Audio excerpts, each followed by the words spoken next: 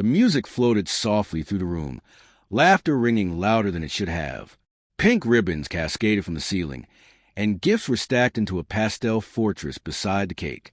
Everything gleamed with the meticulous perfection Leia, my best friend, was famous for. I smiled, clapped, and joined in playing my part. The perfect guest, the perfect wife, the perfect friend, until my husband leaned closer, his hand gripping mine just a touch too tightly. His voice was barely audible. "We have to leave now." My smile faltered. "Why? What's happening?" He didn't answer. He just stood, jaw tight, eyes scanning the room as if he'd spotted something I hadn't. Then I saw it. His face drained of color, pale as though he'd swallowed glass. We didn't speak again until we reached the car. The silence pressed down, only broken by the distant echoes of laughter from the baby's shower we'd left behind. Then he turned to me. "You really didn't see it, did you?" "See what?" My voice shook. He hesitated. The kind of thing that shatters something before words even arrive. "That baby isn't hers," he said. "It's ours." Air rushed out of me. Just gone. Leia had been my person since college. Someone who knew my darkest nights and brightest dreams. She caught my bouquet at my wedding. I held her hand when her engagement crumbled. We joked that our friendship was more like a marriage than our real ones. And then there was Daniel, my husband. Kind, steady, quiet, the kind of man people trusted immediately. I did, too. He was my calm, my anchor until that day. After the shower, I replayed every memory, every dinner, every late-night call with Leia, every glance she and Daniel shared that I brushed off. They had always seemed too comfortable around each other, but I told myself it was because we were close. Love breeds trust, right? But love had blinded me. 3 weeks later, I saw it for myself. Leia's ultrasound posted on Instagram. My miracle, 23 weeks today. 23 weeks. The same weeks Daniel had been working late every night. The math didn't just fail to add up, it screamed. Still, I didn't break. No yelling. No confrontations. I smiled at her next brunch invitation and offered to bring dessert. Anger burns hot and fast. Revenge needs patience.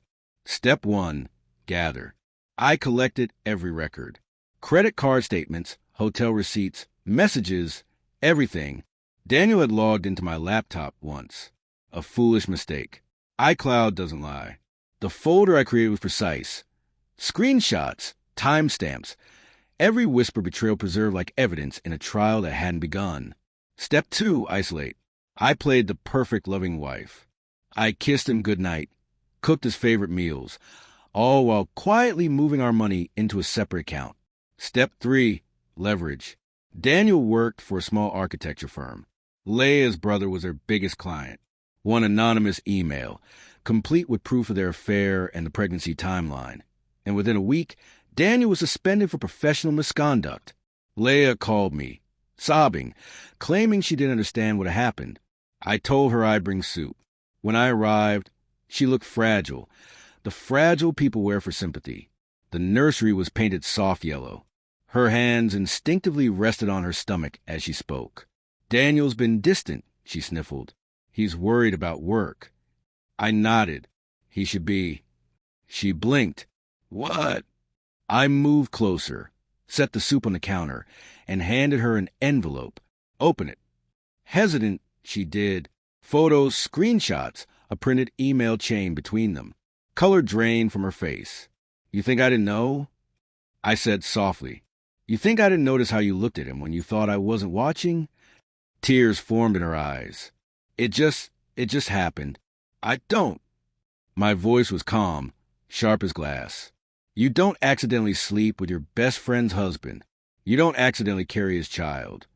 She opened her mouth again, but I was already walking toward the door. "Oh, and Leia," I paused, hand on the knob, "you might want to check your inbox, too."